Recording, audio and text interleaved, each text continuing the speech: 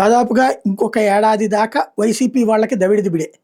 ఎందుకంటే ఈ గొడవలు అరెస్టులు, జైళ్ళు, కోర్టులు, పోలీస్ స్టేషన్లు తిప్పుతానే ఉంటారు. ఎందుకంటే చర్చ అంతా దాని మీదకి వెళ్ళిపోతుంది.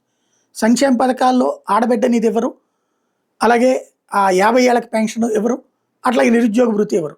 ఈ 3 లేకపోతే జనాలకి డబ్బులు వెళ్ళవు. ఆ అమ్మ ఒడి బదులు తల్లికి వందనము, లేకపోతే అన్నదాత సుఖీభవ, అందులో అందరికీ ఇవ్వరు. అది కొంత తగ్గించగలుగుతారు. అప్పుడు వచ్చే వ్యతిరేకత మీద చర్చ జరగకుండా ఉండాలంటే ఇవే జరగాలి. 2 ఏళ్ల తర్వాతకు వచ్చేటప్పటికి ఒకటి కొన్ని కీలక పరిణామాలు ఉంటాయి. అమరావతి కొంత పికప్ అవుతుంది. ఆ ప్రాంతంలో ఈ ప్రధానమైనటువంటి భవనాలు వస్తాయి, కొన్ని రోడ్లు వస్తాయి. అప్పుడు చర్చ డెవలప్మెంట్ వైపుకి తీసుకెళ్తారు. ఆ తర్వాత వచ్చేటప్పటికి పోలవరం పూర్తవుతుంది. అప్పుడు అదిగో డెవలప్మెంట్ అన్నటువంటి కాన్సెప్ట్ తీసుకుని వెళ్తారు. చివరి ఏడాదికి వచ్చేటప్పటికి ముగ్గురం కలిసి వెళ్ళటం అనేటటువంటి ద్వారానే అభివృద్ధి సాధ్యం అన్నది జనంలోకి తీసుకెళ్తారు. తద్వారా కమ్మ కాపు డెడ్లియెస్ట్ కాంబినేషన్ ఆల్రెడీ సైకలాజికల్గా వాళ్ళిద్దరు కలిసిపోయారు. అది భవిష్యత్తులో మూవ్ చేస్తారు. తద్వారా జగన్కి చెక్ పెడతారు. ఇది ఆయన లాంగ్ స్టాండింగ్ ప్లాన్ లాగా కనబడుతోంది.